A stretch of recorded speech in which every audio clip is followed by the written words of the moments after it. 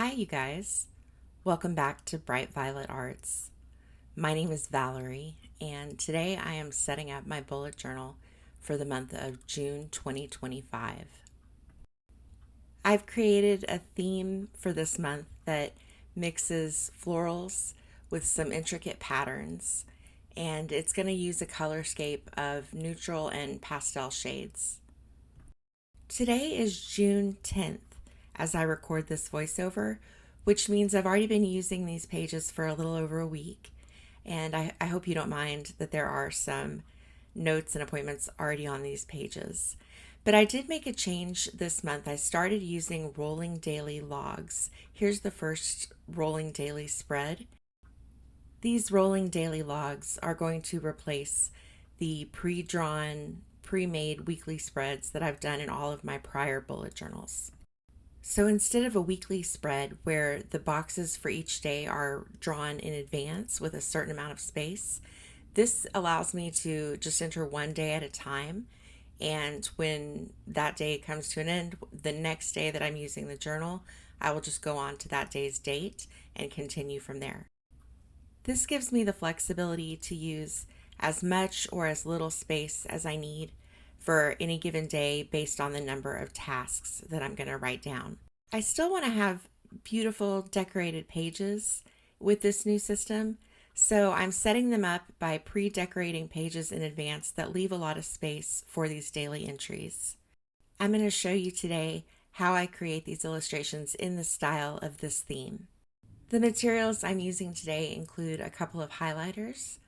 I'm also using a couple of acrylic paint markers. One of the ends on this double-ended pen is a flexible brush tip. The other end is a dot marker, so it just makes perfect circles in various sizes depending on how much pressure is applied.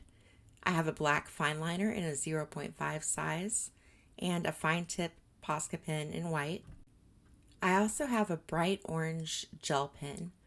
This pen is from Target. It is the Pen Gear brand. And finally, I have 3 shades of pale pink in a Tombow brush marker. I'm also using some washi tape in neutral pastel shades. They're very muted. You can find all of these materials listed in my description box, and when possible, I will also leave a link. Let's get started now on creating some florals. I'm using the lightest shade of pink in that Tombow marker to draw out a 5-petal shape for my flowers. And then I'm also going to add in some teardrop shapes for the flower buds, and I'll just scatter those around. Then I'm going to switch to the medium shade of pink, and I'm going to add in some darker strokes. I'm just going to go halfway down the petal with this medium color. And again, on the flower buds, I'm going to start about halfway down the bud toward the end that connects to the stem. The Tombow color numbers for these pens are, for the lightest pink, 800. The medium shade is 761. The darkest shade is 772. And again, of course, I'll have those numbers in the description box. I've started in now on the leaves and the stems using a green highlighter. This highlighter is just about to give up on me. It's at end of life for sure. I'm struggling to get any color at all from it, but that's actually okay for this theme. I wanted to keep everything very light and airy, especially in these florals, so I don't mind at all that the color intensity is really low. To further define the shapes of these flowers and leaves, I'm adding an outline with my waterproof Copic multiliner. Mine is a size 0.5, but you could actually get away with a thinner nib as well, like a 0.3 would be very nice for this look too. On the inside of each petal, I'm going to add another line to create a little border around the edge. And I'm going to use the gray acrylic marker to add some additional flower buds. Again, I'm doing some shading in a darker gray color toward the stem.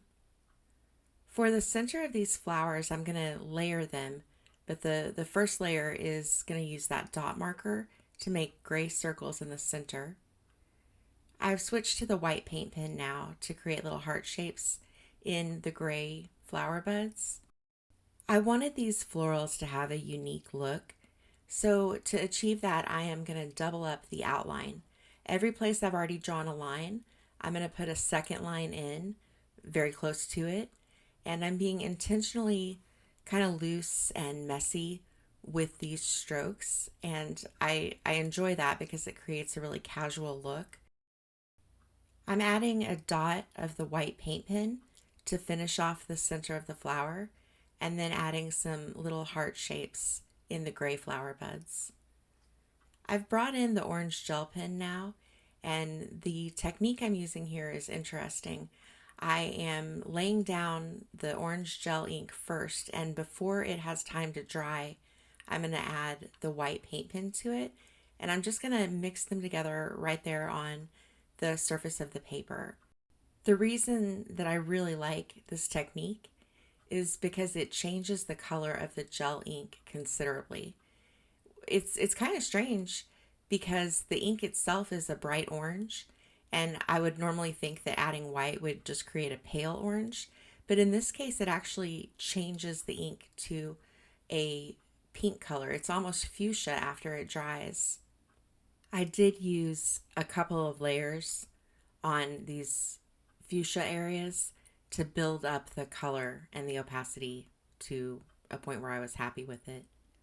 And that's going to finish off the flowers. I really love the way they look, and I think they're pretty simple when it's broken down into steps. The next illustration is essentially a Zen Doodle. It's an intricate pattern, and to start it off, I've created a background with washi tape and stenciled on some ovals. Now I'm filling them in with a paint marker that is a very pale sage green. I'm using the dark gray mild liner to give those ovals a border. The key with an intricate pattern like this, or a Zen Doodle, is to just focus on one element at a time so that it's not overwhelming to create the level of detail that we'll get to in the end. I'm adding a little framework around the ovals now with my waterproof fine liner, which writes very well across the surface of that washi tape. Although I didn't have as much luck with that when I used the mild liner here. As you can see, it's a little smeary. It's not absorbing into the washi tape, but that's okay. I'm going to lock that ink down later by covering it with some paint pen or some fine liner. That waterproof ink will lock down the ink and it won't smear after that. But for now, I'm just going to leave it alone and let it dry completely before I add anything on top of it. In the meantime, I'm going to create a color gradient using all three shades of the Tombow markers. It'll start dark with the darkest shade where it's closest to the structure, and it'll fade out to almost an invisible pink at the bottom. I've added a border to the top and the bottom of the illustration to create a well-defined space for our repeating pattern. That's all a Zen Doodle really is a repeating pattern of simple shapes. I start feeling pretty zen when I'm creating designs like this, meaning that I find it to give me focus, relaxation, and a meditative sense. Because it does take quite a bit of time to create an illustration that goes to be as elaborate as this one. They don't have to be this elaborate. You can certainly stop at any point in the illustration when you're happy with the way it looks. But I like to take it all the way. Mainly, I go to this level because I enjoy the process so much. The time that I put into creating these illustrations could be described as a creative meditation. It's a time to be thoughtful and intentional, and that is definitely a part of the experience I want to have in bullet journaling. That's one of the reasons I do it in the first place. What I'm doing now in these ovals is I've added a stripe of highlighter down the center to create kind of a medium green color. And then I'm using a darker green from that acrylic marker down the left of each shape. And that's going to give the impression of a shadow. I want to create the impression or the illusion of form here so that perhaps these could look like gemstones maybe. For the highlight, I've put a stripe of the white paint pen on the right hand side, and then I used my green highlighter to blend that out a bit so it's not such a blinding white color. The green highlighter mixes in just a touch of green ink to the paint. The blending helps to tone down the level of shine that I've got in the ovals, and I think it makes them look a bit like they're made of jade. So it's really pretty and creamy looking like stone. The ability to create that roundness of form comes from mixing these mediums. And that's one of the reasons most of my illustrations are done in mixed media. I love the variety of the results I get. I love the flexibility to use whatever mediums I may have on hand. I'm using quite a few different kinds of inks. Just in this illustration, I have the gel ink from the orange pen. I have the water-based markers and highlighters. I've got the acrylic paint marker. All of these materials have a different level of sheen when they're dry. They have different levels of opacity, and that mixture creates a very interesting layered result. So another thing that I want to bring up about these rolling daily logs is a level of uncertainty that I have in terms of the number of pages that I will need to finish the month. I'm just estimating. So I'm estimating that I can fit about 4 days of entries on one spread, or 2 entries per page. That is going to change from week to week. I may be able to get more or less entries depending on how many tasks I have on each day. And then the other unknown element here is I don't know how many days I'm actually going to create entries for. It is very, very likely that I will skip some days during the month. And I mean, that could be for any number of reasons. Maybe I just don't feel like doing anything that day, or maybe I just don't feel like journaling. All of that is okay, because nothing is going to get wasted if I end up having an additional page or two at the end of the month that don't get used for the dailies. I will just convert those pages into a different kind of spread, like perhaps a monthly review, or maybe it's a place to collage photos that I've printed from my cell phone. There's a lot of things I can do to use any extra pages. And if I don't have enough pages, of course, I'll just get my supplies out and I'll, create another one on the next blank page. So right now on the time lapse, I've gone back to that technique where I mix the orange gel pen with the white paint pen. And I want to make sure that I am mixing the paint pen before the gel ink has completely dried.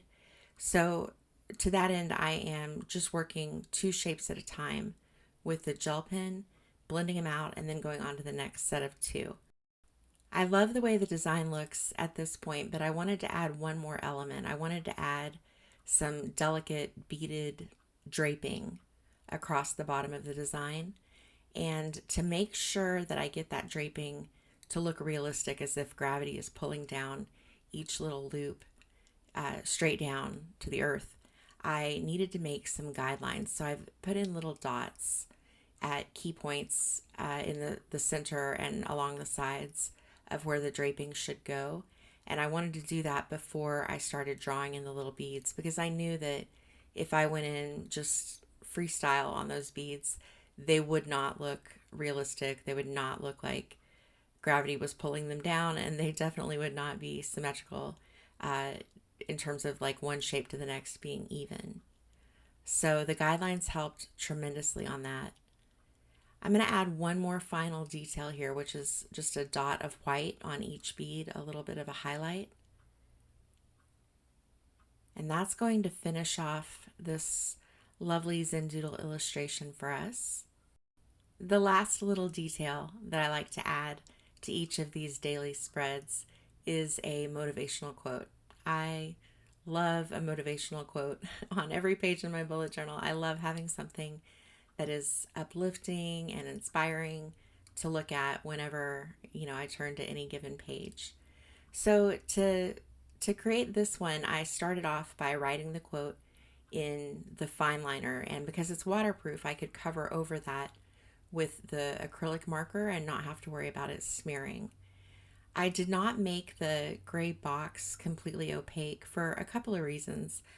For one, I really enjoy the streaky brush strokes that I can get with that paint marker.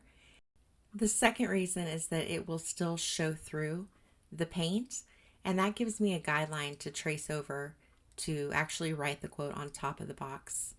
I doubled up the lettering with an extra line on each stroke of each letter, and that gave it kind of a casual look. And that's a nice complement to the casual look of the flowers as well. So that's going to take us into a final flip through. If you want to have a look at any of these spreads, again, I do have photos of them on my Instagram. My Instagram handle is the same as the YouTube channel. It's at Bright Violet Arts. If you are interested in trying the Rolling Dailies system, I would encourage you to do that. I am really enjoying it so far. I especially love that I will not have any weekly spreads that leave empty boxes and wasted space. I don't like a sad, neglected looking empty daily box staring up at me from those pages. I hate that.